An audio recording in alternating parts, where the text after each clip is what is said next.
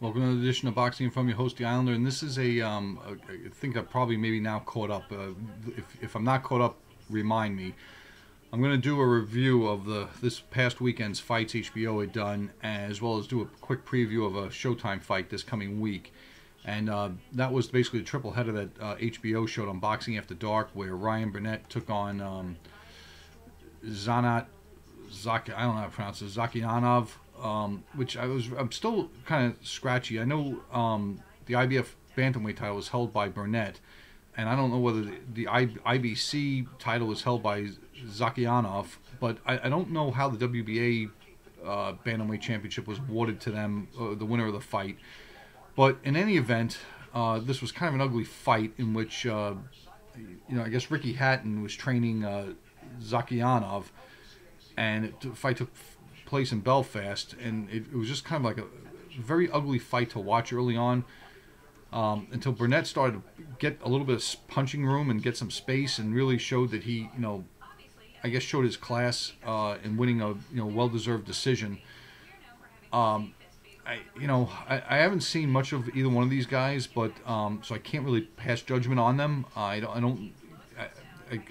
Their past fights have been I don't know, kind of scratchy also, but it looks like, Burnett's, well on his way to actually getting some bigger fights in that division, or moving up or down, or whichever way he's going to go. And then that middleweight fight between Demetrius Andrade was basically terrible in my opinion. It wasn't because of him. It's because he hurt that. What the heck was that guy's name? He's just out of my what do you call it? My psyche, or my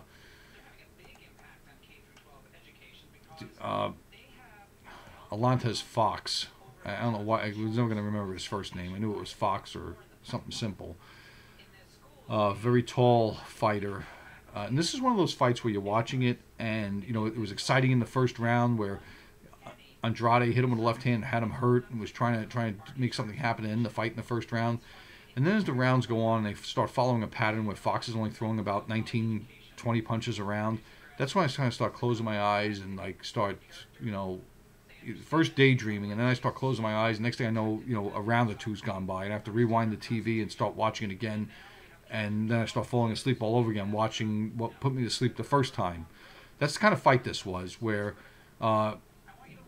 Fox was awarded a bogus knockdown in the 7th round, and basically it was just a total different, what do you call it?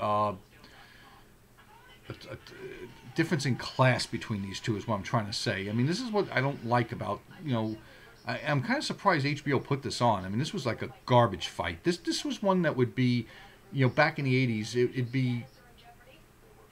I don't know if it would make ESPN.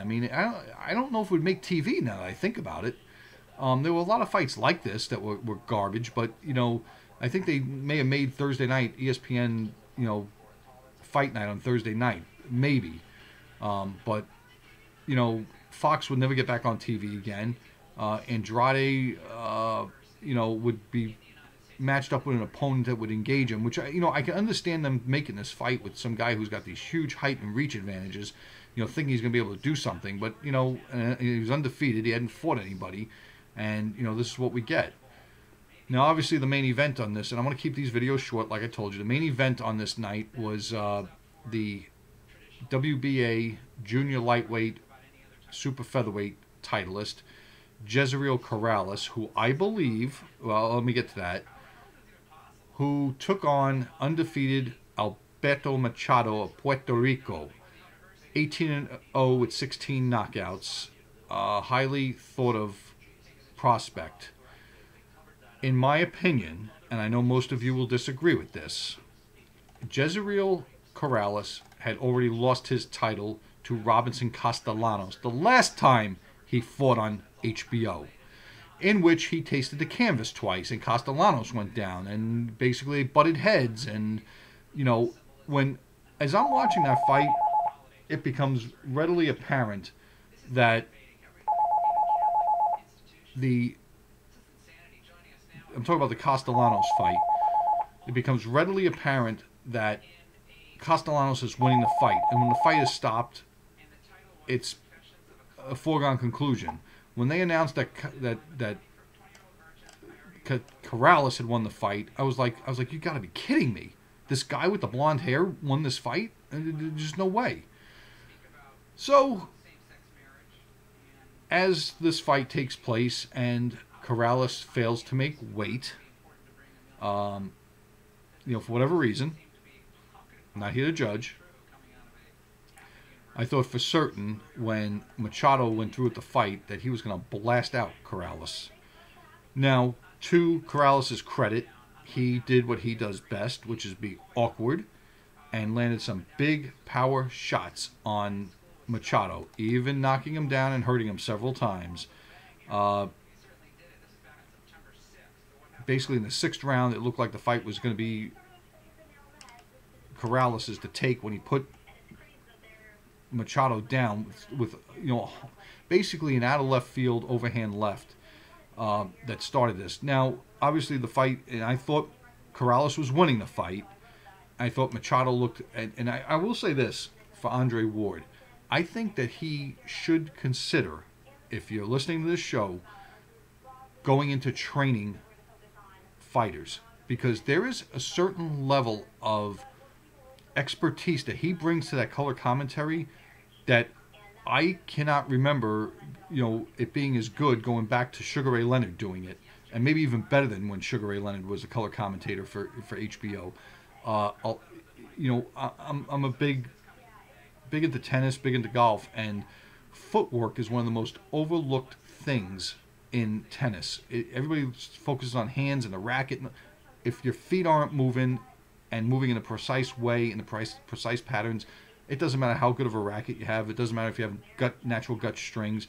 It's just not going to work. And in the insight that Andre Ward saw in Machado's shortcomings was spot on.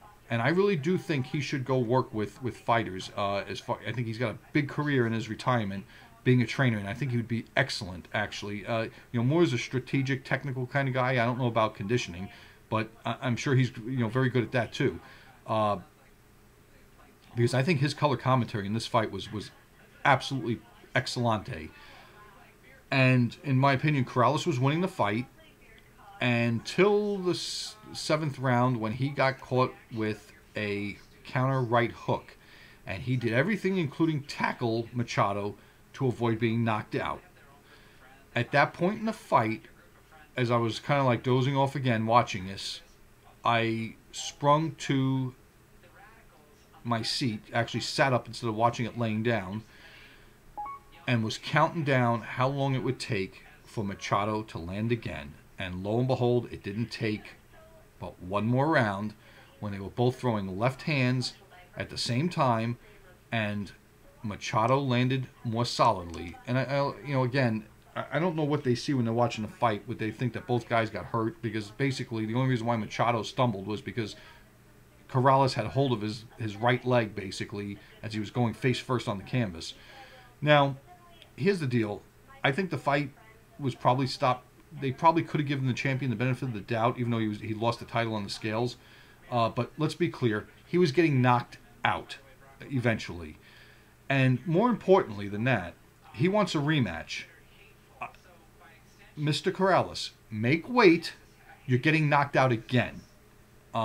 Because the thing about this is, this guy, instead of being called Mr. Invisible or El Invisible or whatever his nickname is, I think he should be called the Cat with 9 Lives. Because he is like the modern day Bazooka Lamone. For those of you who remember, back in the early 80s, the late 70s, early 80s, Rafael Bazooka Lamone, who held the WBC junior lightweight title, the other title in this division, was a southpaw, was crude. And I'm going to give Corrales a lot of credit. His punching technique was far better than Lamone. But what Bazooka Lamone had that Corrales didn't was a far more rock-solid chin. The ability to take punches. He threw wide punches from outside his shoulders that started from outside his shoulders.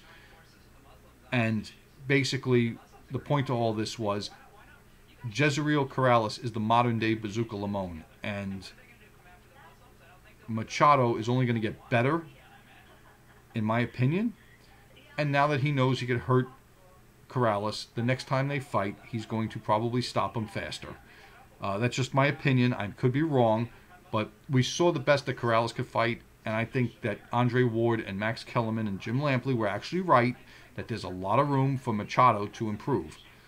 Now that I'm back on schedule here, and we're just getting the 10-minute and 30-second mark, there's one fight coming up this weekend to take note of. I mean, I'm sure there's very many, but and I don't know that much about one of these fighters. On October 28th on Showtime, which is the day after tomorrow, the IBF and WBA heavyweight champion of the world, Anthony Joshua, is taking on somebody named Carlos Takam, who I don't know much about. I haven't seen him fight. Some insiders think that he is going to provide a stern test for Joshua. He may not. Anthony Joshua has just survived the biggest test of his career and came out with flying colors, because as I was reading an interview that somebody was having with John Ruiz, they were asking him about the state of boxing and the state of the heavyweight division, and he was basically blaming the Klitschko's for the downfall of the heavyweight division, with their, not that they weren't willing to take on guys, but just the way they took to fighting, getting in there and actually duking it out. And he was saying that basically one of the things to take real strong note of Anthony Joshua is that, because they were asking him to compare Joshua to Deontay Wilder, and he was saying he thought that Wilder might be the better puncher, but Joshua was the better mover, better athlete. And Anthony Joshua, made the mistake of thinking he had Vladimir Klitschko finished in the 5th round and punched himself out trying to finish him. And the big test came in the following round when he took a wicked right hand right off the chin and was put on his back. Now, what John Ruiz was saying in this article was Anthony Joshua showed he had some serious cojones, these were his words, not mine, to get him off the deck. And Vladimir Klitschko probably crapped his pants the second he saw him climb off the deck, because he couldn't have hit him cleaner than that. And Joshua worked his way back into the fight and eventually took Klitschko out. Look, here's the deal. That's all we can ask of fighters, is to show that you're a fighter like that. And I think that Joshua's going to win this fight. There may be some testing moments. The fight's from Cardiff, Wales.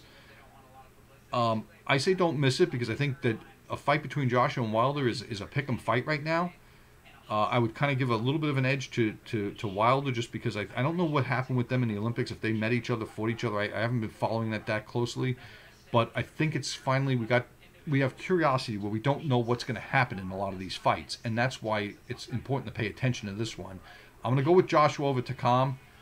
I don't know if it'll be a stoppage. I don't know if it'll be a decision or a technical decision or what'll happen, but I feel good about this guy, and I'll hopefully be back next week to recap it and look forward to doing a preview of Deontay Wilder's rematch with Bermain Stavern or whatnot. That's going to do it for this week. Thanks, everybody.